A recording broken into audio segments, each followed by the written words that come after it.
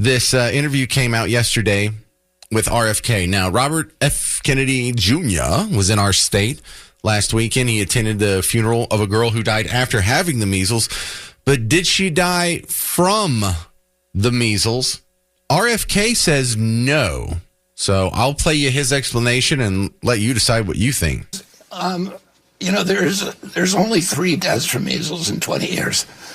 And they're all people with extreme complications.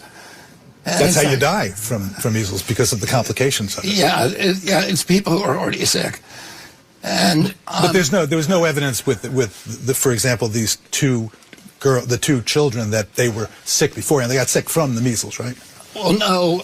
Daisy Hildebrand, whose funeral I attended this week, was hospitalized 3 times from other illnesses. She had extreme tonsillectomy.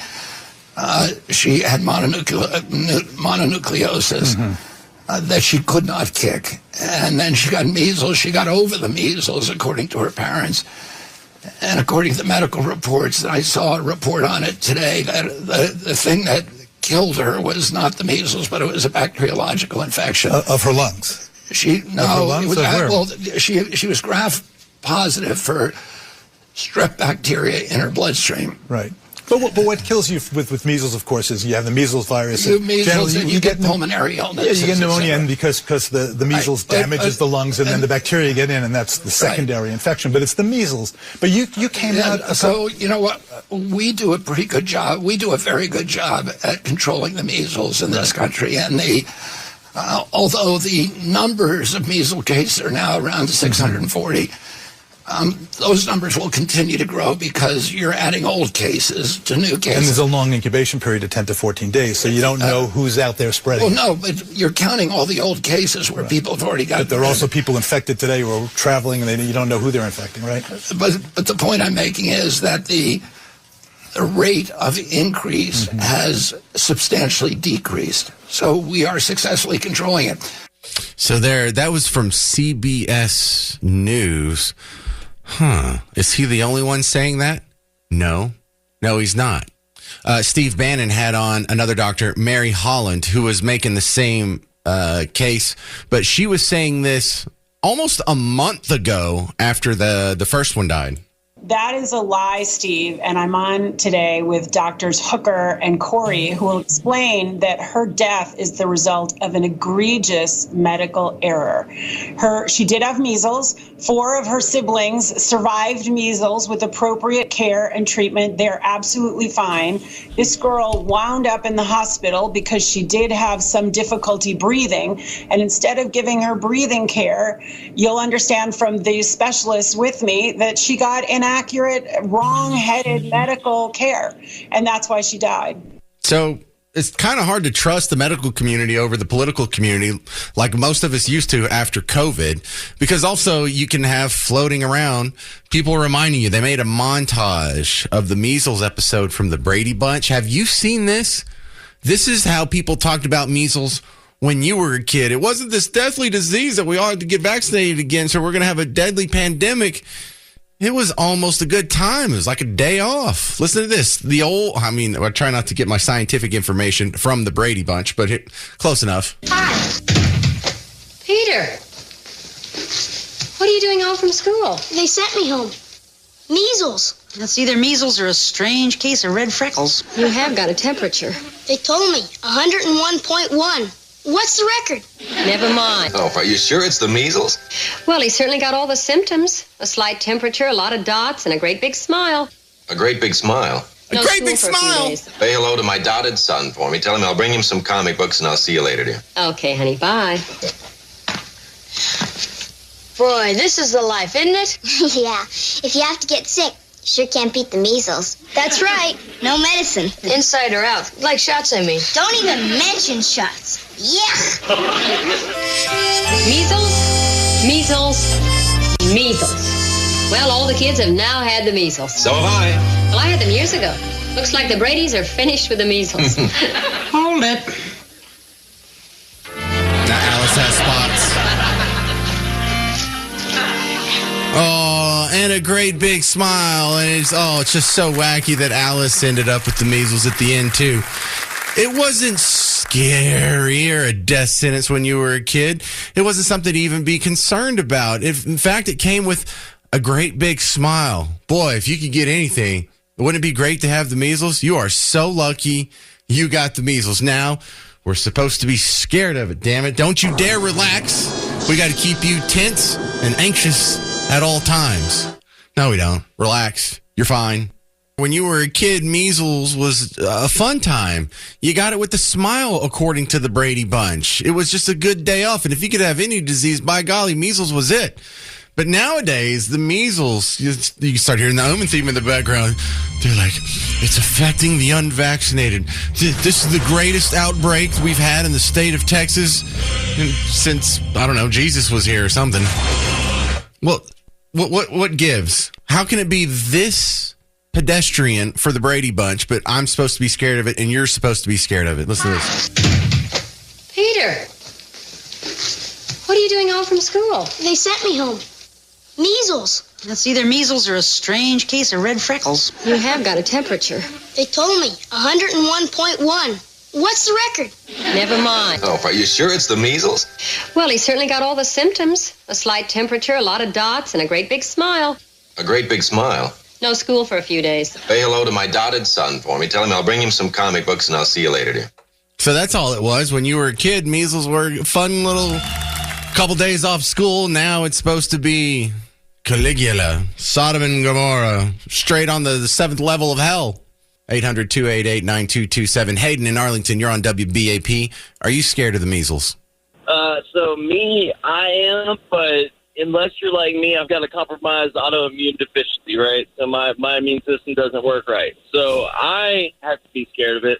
If you're a young kid or an old person, you're a little more susceptible, but other than that, man, if you're a regular healthy adult or a regular healthy teenage or child, you should be good. How many people are in your position, though? Like, what percentage of the population has a legit concern about measles, the immunocompromised? I know there's millions in the U.S., but I'm not. I would say maybe 10-15% max. So not a whole lot. Man, that feels kind of high. What do you have, lupus or something? No, I've got HIV. Okay. Well, I'm not picking on lupus people. Just I have the girl who lives 2 doors down has some similar issues because she has lupus. So HIV. Yeah, but what happens if you get the measles? It'll be harder for my body to fight off, so I'd have to, go actually seek medical attention. But other than that, we've come so far now, man. It's a pill a day, and I'm perfectly fine. I live a regular, healthy life, but if I get sick with anything, it's a little harder for my body to fight off than most people. So how long have you been dealing with this? Coming up on my first year, so not a terribly long time. So, look, how much reading have you done? I bet you're like a semi-pro virologist at this point. Absolutely, yeah. So, within, from diagnosis to once you get on medication, within the first 6 months, as long as you're taking your meds the right way, you're undetectable. You can't spread it. You just have to live with it, and it's something that I've learned to live with. And it's like I said, if this was the 80s, I'd be freaking out, and it's like a death sentence. But now it's just you just move forward and keep on striving, just like everybody else. Yeah, hey, we're in the age of Magic Johnson. Yeah, you're absolutely. All right. Well, good luck with all that, Hayden in Arlington. And if you have any more corrections on my virology takes, then you're more than welcome to call back in. Because that's one of the things, if you get stuck with a disease like this, you're going to become an expert in it. Like with the people who get cancer, or like their mom gets cancer, or their spouse gets cancer, you'd be shocked about how quickly they can absorb the entire industry of oncology in just one summer. Mike Rockwall, you're on WBAP. What do you think about the measles? Oh, I was just so terrified of them when I was a little kid. I think it was about the second grade, 60 or 61. Picking up a little sarcasm there, Mike. Yeah, just a bit, yeah. One of the kids in the class got the measles, so all the moms got on the phone, got together, and had a big play date. Would y'all have play spin the bottle or whatever? Yeah, we all got together for a measles party. and everybody got the measles, and then we were all over it. God, that is so hilarious compared to how they're treating it now in the media. They're like, oh my goodness, there's an outbreak. I don't know if we're safe or not. Do we still have coverage from our vaccines? And then just as recently when you were a kid, not only were they not running from it, they were running to it. Yeah, absolutely. I mean, it was like Brady Bunch. It was a fun time. You know, we sat home for a few days, read comic books, ate ice cream, and then we had to go back to school. All right, you hear that, younger people? Mike and Rockwall's not making this up. There's no reason to be scared. Your experience, your lived experience. I love that term. Very helpful here. This is the context I'm looking for. Joe and Alan, what do you think about the measles? Think they suck. I had the measles when I was in college when I was 20. Okay, and it put me in the hospital. Now here's the issue: when you're a kid, it doesn't affect a child like it does an adult. Like chickenpox, right? It doesn't. It's horrible if you're an adult. So I got the German measles with an outbreak at North Texas, and about 1,000 people got them, and they were all gotten that new vaccine that they had started in '69 when I was born, and they had switched over from the old vaccine. And you know the vaccine that I'm talking about that your parents probably have, or your older brother, that in the arm it looked like they had a big scar that was a circle. Looked like they got shot by a .22. Yeah. Yeah, and then they changed it to a single shot. I got that. It didn't work. The mumps vaccine was in there also. That also didn't work. I ended up getting the mumps about 6 months later. So, for the kids, it's not a big deal. For adults, it is. Yeah, That's it for me. I didn't get the vaccines that leave a scar, but my experience in that is like, can you see this, if you're on the video, see this little dot on my forehead? That's a scar from when I got the chicken pox. The third time. I am a medical anomaly, and I'm also a hick from the middle of nowhere. So I still, to this day, I think I got it from the chickens. I think that's the thing. That's who I'm blaming it on. This is Mark over in Canton. You're on WBAP. What do you think? Yes, sir. I grew up in the 60s. I was born in 58. And anytime anyone in the neighborhood got the measles, the chicken pox, or the mumps, we were sent down to their house to play with their kids.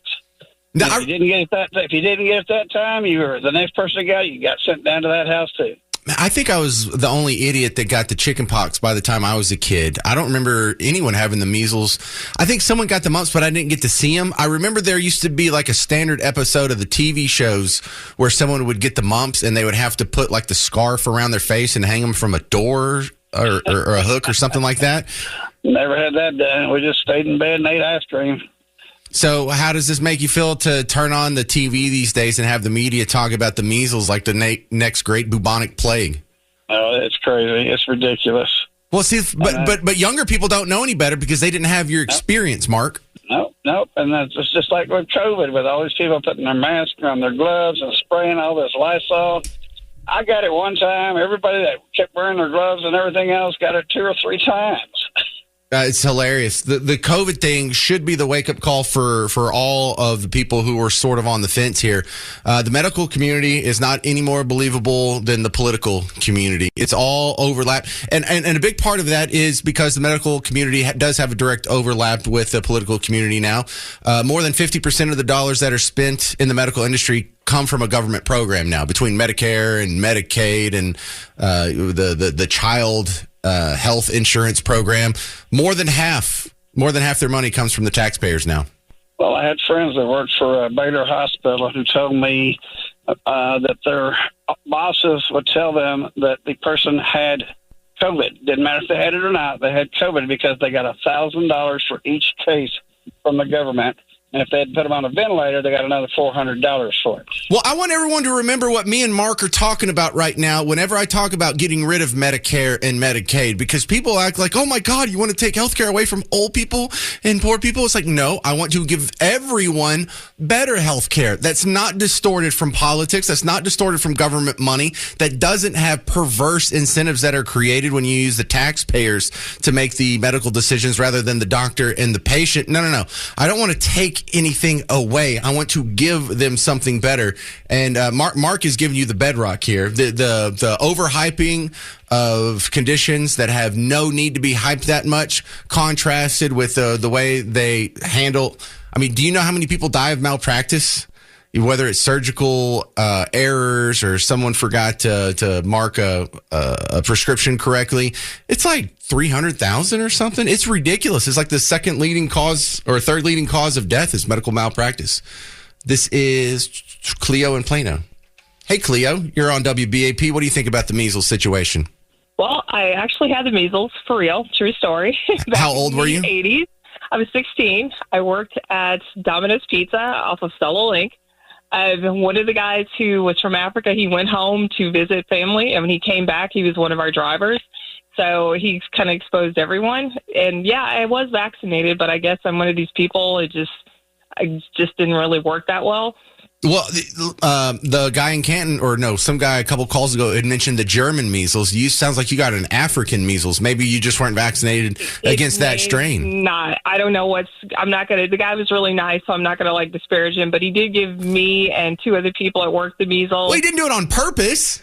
I know he didn't, but what I'm just saying is this is a Domino's Pizza. They didn't freak out. They just told you as soon as because I started breaking out at work and you could see it on my skin. And the manager goes, "What's going on?" It's like the driver had it. And then you the second person, he goes, "You got to get out of here." And that's all he said. You have to go home.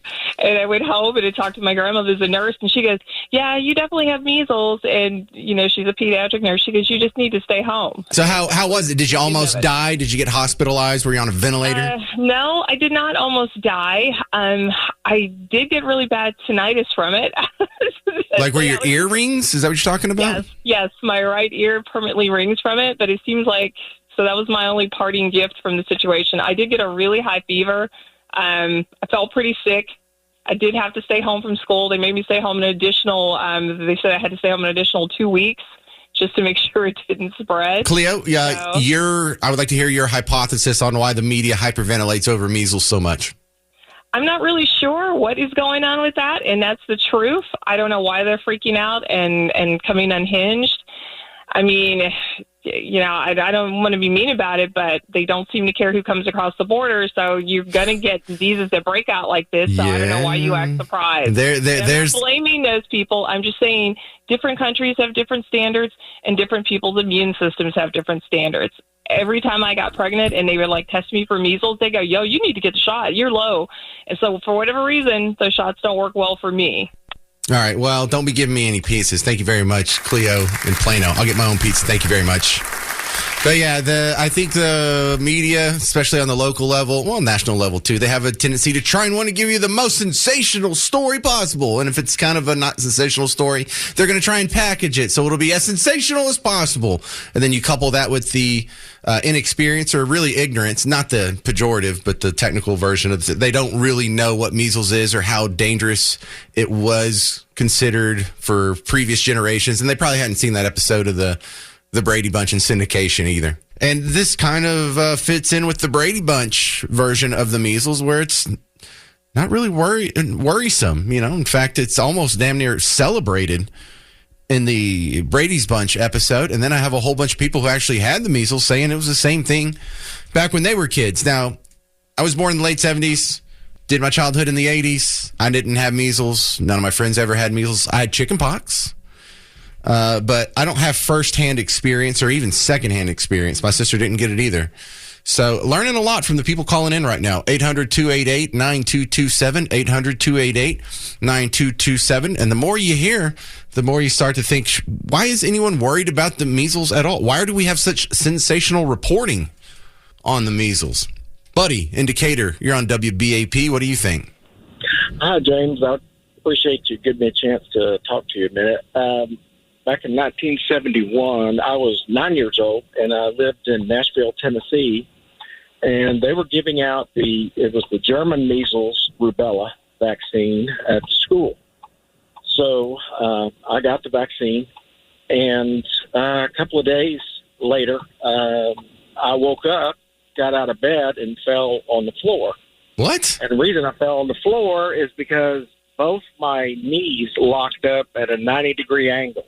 And I couldn't walk, and crawled into the living room and told my dad. He didn't believe me. He just said, "Oh, get up and lock the door." I couldn't. It was extremely painful. So I spent probably about the next 3 years having these spells that would come across, every few days. And the only thing the doctors could figure out was I had to sit in scalding tubs of hot water to get the muscles in my knees to release so I could walk. So you had like a rigor mortis? Almost, yeah. They would just lock up as stiff as it could be. Was it a muscle thing or a nerve thing? Did they have a fancy doctor name for it? Well, they didn't give us a name for it, but it was for both. I went to many appointments at Vanderbilt University Medical Center because they were trying to figure out what happened. And you're in Tennessee.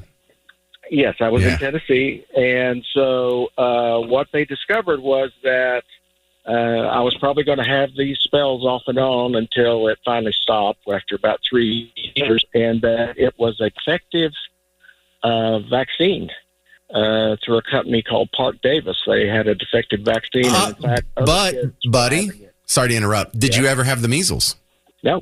Okay, so I mean, it kind of worked. I don't like the knee thing. So let me ask, how does this filter through your prism over here, buddy? When you see the media talking about the measles outbreak like it's The Walking Dead? I knew kids that did have the measles. I didn't know as many because back then we were all required to take the vaccine. So I didn't see that much. Now I have my own views as far as why we're seeing more of it. And I think it's probably because of the immigration, all the people coming across that hadn't been. Yeah, unfettered illegal immigration. We're not scared to say that on the show. It makes sense why you would break the somewhat wall of herd immunity with people who hadn't been vaccinated before. But did you give your kids the measles vaccine? Yes. Are you? I'm grown. I'm 63 years old, and both my kids are 40 or right in the mid-30s. All right. Well, I love your story, buddy. I'm going to hear some more stories, but I appreciate you taking the time to chime in. Jackie, Fort Worth, you're on WBAP. What do you think? And I don't want to say it's silly, but I think people are overly anxious every time something recurs that's happened in the past. And I know it's because they're not familiar with it. When I first called in, as I told you, I was born in 1943. When I was 5 years old, I had measles and whooping cough at the same time. At that time, common treatment for it was you stayed in a darker room with minimum amount of light. You did not want the measles to spread to your eyes. It could affect your vision. Ew. That's what they were told. Now, how that happened, I wouldn't know. But I remember the darker room, sitting there. I would cough. It would hurt because of the sore throat and cry. It was not fun. And I also heard you mention something about the scar on the shoulder, the smallpox vaccination. Yes, whichever vaccine that was, yeah. Yes.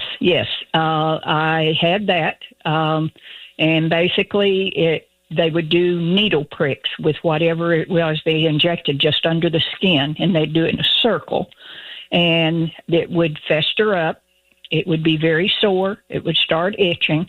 And to prevent you from scratching it, they had a circular domed piece of plastic with holes in it to where the skin underneath could breathe, but it would keep you from scratching. Jackie, I didn't know they had plastic back then. All right. Thank you very much for sharing. But she said something really important there. Not just the media. I think a lot of us, sometimes even me, but many people out there, they love to get worked up and overexcited about things that don't merit that level of attention, that don't merit that level of anxiety. It's almost been trained in us, this negative cognitivity bias, to where we just need to have something to seize on. We need to be scared of something. We've been trained. Every day in the news, there's something else to be scared of. What is it today? It's measles? Joe, Fort Worth, you're on WBAP. Your measles experience. Go. Hey, I love listening to your show, James. Well, thank you, Joe. When I had three brothers back. I'm 70 years old. So in the early 60s, within like a 2.5 year period, anybody down the street that would get the chicken pox, we'd all do the chicken pox. If the measles, we do the measles. Or the mumps. We all went through it in the early 60s. I was about, almost 10 years old, 9 years old right there. And it had its problems. I mean, like the chicken pox. Everybody told you don't scratch them, or you're going to end up with scars. Well, I got about 3 or 4 of them. Yeah, I got a scar on my head. I still see it today. Little scars, from it. And I got the thing on the arm, little bullet hole, like you said. And then, we got the measles. You had to stay in a dark room, and that was cool because we could watch television, watch the Brady Bunch or watch, Gilligan's Island. And we just had fun, ice cream and everything. I mean, you kind of felt bad a couple of days. But up and down the street in the whole neighborhood, everybody got it. They all hung out. We all got it at the same time, got it over with. There was nobody that died. It's like a couple of days, and you're feeling bad, and that's about it, So how do people older than me not just stand up and call out the people who are acting like the measles is the next bubonic plague? I know it's garbage, but I don't have firsthand experience like y'all do. Like, how is this even tolerable for y'all to see this on TV and not shout it down? Yeah, we do. When they start doing all that crap, it's just like how they buffed up all the media on this, COVID stuff that they did. It's just all about putting fear and making everybody worried, and it's not right. We know they're liars. But in the context of like COVID, it's grooming. You're taught to be scared of the next slight viral infection that comes along. You're taught that, just breathing air unfiltered is so scary from this disease that you have a 99.9% chance of surviving. A lot of this I feel like is grooming. You're constantly being taught to fear the next thing. Thank you very much, Joe. I hope some of this is helping with younger people understand that this whole media overhyping of something as simple as the measles is it's journalistic malpractice. Bill, North Richland Hills. You're on WBAP. Go. Hey, thank you for taking my call. I've got 2 young kids. I was born in the 70s. My parents had the measles when they were young. They actually went to measles parties. That was a thing, and it was encouraged to get it at a younger age. Yeah, but even if you go to the parties, what are they doing? Are they playing spin the bottle? How do you make sure they all exchange some bodily fluid of some sort? Well, they just hoping that kids are being kids, not washing hands, touching each other, playing with the same toys. Nasty. And, okay. What you could do, got it. Because I grew up in a Baptist church, except my mom's family on both sides, the ones that came from Ireland and the ones that are Hispanic, they're both very Catholic. So every once in a while, I'd have to go to Catholic church, and I'd always be freaked out because when I was a kid, they would all drink out of the same cup. And that would be perfect for a measles party. What if, we invite all the friends over, one of them has measles, and then we just do the Lord's Supper. We all just, time to line up, kiddos. Yeah, I know this is odd that we're doing this on like a Saturday afternoon right after Pin the Tail on the Donkey, but, let's give Jesus his due. He told us to remember him, and we'll do the cracker first, but everyone go, maybe take a couple sips of wine, and we'll just do it all out of the same cup. It'll be like a Kona ice cup or whatever y'all used back then. I don't know. Thank you for your experience, Bill, in North Richland Hills. That's kind of gross. Thanks. Thank you, sir. And not that you had the measles, it's that y'all had to go and intentionally infect each other with the disease. It's smart. It's the right thing to do. It just doesn't sound very hygienic. And if you're making a sloppy person like myself cringe, it's probably gross.